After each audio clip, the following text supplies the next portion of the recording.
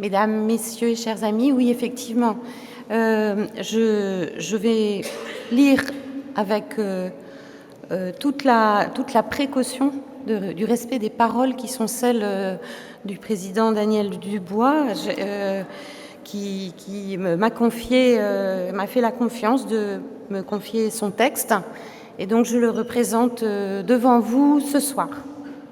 Alors, bien sûr, Mesdames, Messieurs et chers amis, pour commencer, eh bien, je remercie très chaleureusement ceux qui sont parmi nous, les représentants institutionnels, en commençant par le sous-préfet M. Pierre Guillardot, Madame Sylviane Delacroix, qui est adjointe au maire de Lille en charge de l'inclusion des personnes en situation de handicap, Monsieur Alain Duchesne, maire de Tourmigny. Bien sûr, et vous voudrez bien m'en excuser, je n'ai peut-être pas une liste exhaustive de ces représentants institutionnels. Merci enfin également aux partenaires associatifs présents, ceux notamment qui ont été signataires de la tribune que nous avons signée, que 84 associations ont signée au mois de novembre dernier. Merci à Monsieur Hugues Deniel, président de la FAS, à Monsieur Christian Hogarth, qui est directeur du village des Copains du Monde, Monsieur Jacques Cessillon, qui est président de l'AFD-PSR, c'est-à-dire l'Association pour le répit, Madame Thérèse Petit, qui est présidente de l'Association des Épriots à Fruges, Monsieur Gilles Leclerc, directeur d'Axantia, Messieurs Claude Gardanne, Benoît Joly, directeur de la protection judiciaire de la jeunesse, Monsieur Frédéric Descamps, directeur général de la FAPI du Calaisis, Monsieur Jean-Yves Doisy, directeur général de la SRL, Madame Sabrina Casier, directrice générale de l'association Itinéraire, Madame Hélène Foé, directrice générale de l'association EOL, Madame Corinne Nurchi, directrice générale du GAP, Monsieur Christian Hiller, directeur général de Papillon Blanc du Douaisis, Madame Sylvie Martin et Monsieur Michael Delmotte, qui représente la MGEN, Monsieur Pierre Mathieu, qui est directeur de Sciences Po Lille, Monsieur Louis Delemaire, qui est président de Lille au Cœur,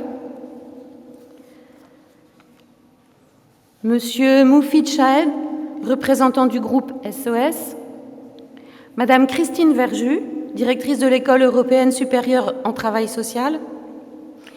Merci aussi à nos amis administrateurs venus des différents territoires de la LEFPA. Et merci à tous les membres du conseil d'administration. Je ne les citerai pas tous, mais beaucoup sont présents. Merci à Michel Caron, ancien président de la LEFPA et qui nous fait l'honneur de sa présence. Et puis, je voudrais tout particulièrement terminer cette liste en saluant la présence des jeunes qui se sont investis particulièrement pour soutenir Mayotte, je le redirai. Ce sont les jeunes en particulier des établissements de Mérigny. Vous avez vu à l'entrée... Merci de les applaudir.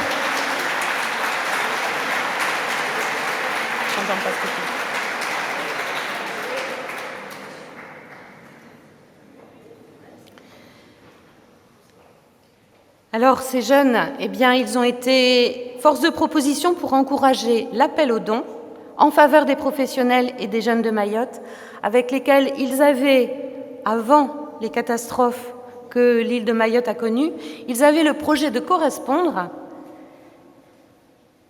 Et eh bien, ce projet va évidemment se réaliser, mais il prend corps auparavant avec cette activité qu'ils ont menée avec enthousiasme pour récolter des dons.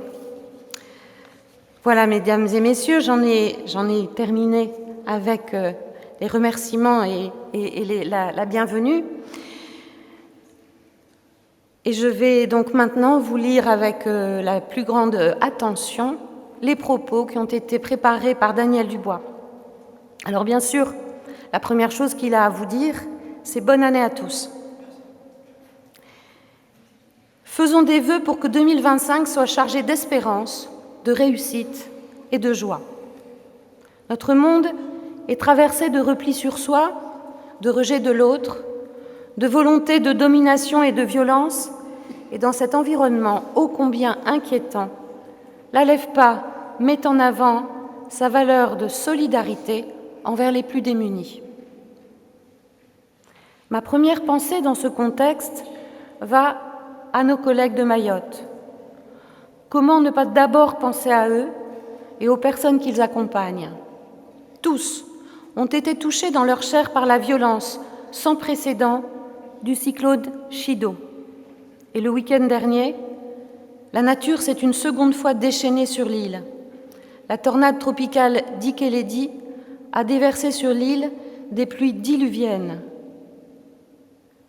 Fin décembre, juste avant Noël, nous avons été sans nouvelles durant plusieurs jours, sans nouvelles de nos professionnels, sans nouvelles des 66 personnes polyhandicapées dont nous avons la responsabilité, sans nouvelles de leurs familles.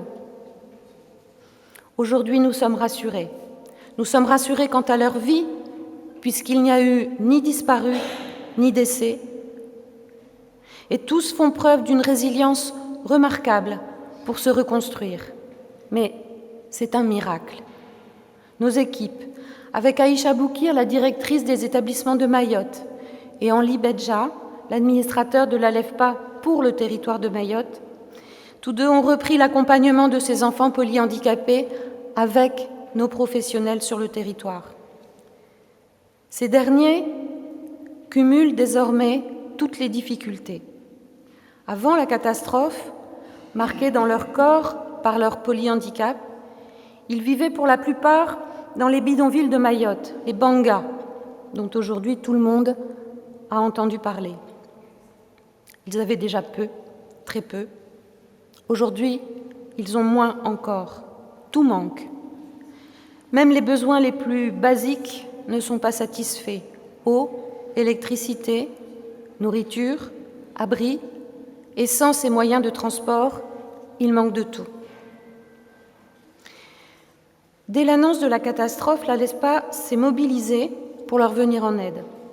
C'est ainsi que le fonds de dotation de notre association a décidé d'octroyer à ces populations en grande précarité la somme de 10 000 € pour leur apporter des biens de première nécessité.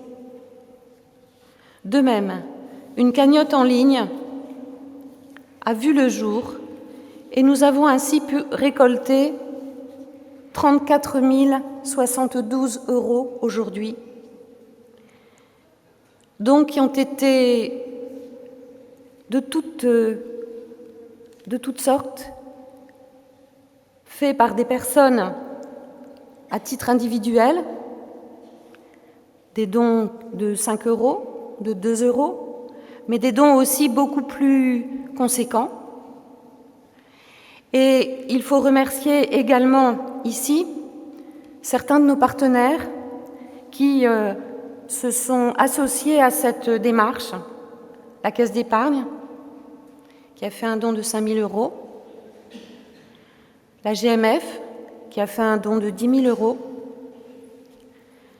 Et ces dons permettent dès aujourd'hui l'achat d'un groupe électrogène, de matériel paramédical, de fontaines à eau filtrante. Pour le moment, tout cela est stocké à l'ESAT Elmion-Albus, à La Réunion. Des photos seront faites en début de semaine prochaine et elles seront communiquées sur les réseaux sociaux. Vous aurez la possibilité de voir tout cela. Notre équipe de Mayotte, malgré l'adversité, fait preuve d'un dévouement et d'un professionnalisme remarquables, qu'ils en soient infiniment remerciés. Des océans nous séparent, mais je vous propose d'applaudir nos professionnels de Mayotte. Vos encouragements leur iront droit au cœur.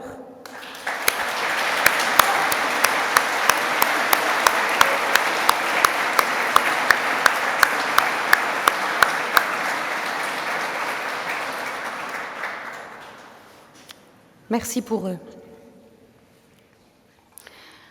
La situation politico-économique de notre pays est tendue. Les moyens accordés aux associations ne s'amélioreront pas en 2025. Et dans les années qui viennent, nous allons devoir relever un défi.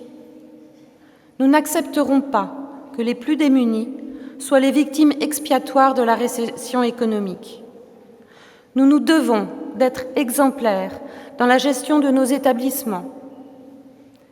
Nous allons mettre en place, à l'ALEFPA, dès cette année, des outils de gestion qui nous permettront d'optimiser les moyens qui nous sont alloués au profit des personnes qui ont besoin de nous. Depuis plusieurs années, l'ALEFPA a voulu accompagner des personnes en précarité sociale, et les Hauts-de-France en sont un exemple fort.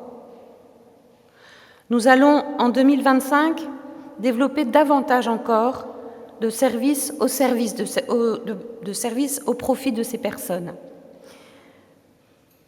C'est ainsi que le projet de la Cité de la Dignité sur l'île de Saint-Martin se construit pour y accueillir les plus démunis de cette région. De même, dans les prochains jours, nous allons ouvrir en Guadeloupe, à Pointe-à-Pitre et à Basse-Terre, un service de lit halte soins santé à l'intention de personnes en grande précarité sociale. Vous le voyez, l'ALEFPA continue de se développer. Ce développement passe aussi par la reprise d'établissements ou d'associations. L'ALEFPA est une association attractive. Chaque année, 1 ou 2 associations choisissent de nous rejoindre. 2025 voit l'arrivée dans le giron de l'ALEFPA de 2 associations. L'association Ariane, ici, dans les Hauts-de-France. C'est un service de tutelle, un service de mandataire judiciaire et de protection des majeurs, spécialisé dans l'accompagnement de personnes vivant avec un handicap psychique. Et puis une seconde association, l'association Les Antes, qui, elle, se situe près de Vitry-le-François, dans la Marne, et qui accompagne des personnes vivant avec un handicap psychique. Cette association les accueille et favorise leur insertion sociale par le travail. Vous le voyez, l'arrivée de ces 2 associations amène l'ALEFPA à accompagner un nouveau public, des personnes vivant avec un handicap psychique. Nous avons entamé aussi depuis quelque temps un travail important de partenariat avec une grande association nationale, l'Entraide Union. L'Entraide Union, dont le siège est à Cachan, en région parisienne, et je salue ici son président, son vice-président, Alain Girard, Éric Vandenberg, qui sont présents devant nous. Avec cette association, nous partageons les mêmes valeurs. Nous avons un peu la même histoire, nous avons à peu près le même âge, et nous entendons unir nos efforts au profit des personnes qui nous sont confiées. Merci, merci cher Alain, merci Éric, de votre présence ce soir. 2025 verra également la concrétisation de certains projets. J'en citerai quelques-uns. Le site d'Océja, avec son pôle sanitaire et son pôle médico-social, a longtemps été un sujet de préoccupation pour l'ALEFPA. Océja, c'est dans les Pyrénées-Orientales. Nous sommes enfin parvenus à l'achèvement de la restructuration de ce site. Le bâtiment historique a été déconstruit dans un souci de destruction éco-responsable. Les nouveaux bâtiments sont fonctionnels, adaptés au public que nous accueillons. Et nous devrions en 2025 inaugurer cet ensemble. Les travaux de réhabilitation de la MEX de Vernay-les-Bains, également dans les Pyrénées-Orientales, s'achèvent. Il devrait aussi être inauguré cette année. Nous devrions débuter les travaux de construction de la masse de Mayotte. Rappelons que ce bâtiment sera un modèle écologique puisqu'il se veut autonome en électricité et en eau, ce qui sera une performance indispensable et remarquable pour ce territoire. L'Amex Déclic Ado de Valenciennes pourra enfin s'installer dans un local adapté au public que nous accueillons. Et enfin, le service Métamorphose de Valenciennes va pouvoir réaliser son activité dans un bâtiment adapté au projet de ce service. Vous le voyez, les projets existent, sont nombreux et se concrétisent.